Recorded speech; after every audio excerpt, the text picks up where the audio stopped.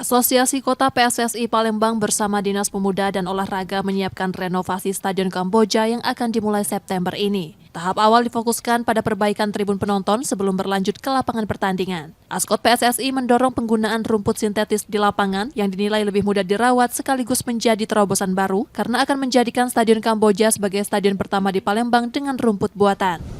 Kalau tadi saya ngomong sama Pak Kadispora ya kita mintanya ini di sintetis ya. Karena sintetis ini perawatannya lebih mudah, itu satu untuk sepak bola ya.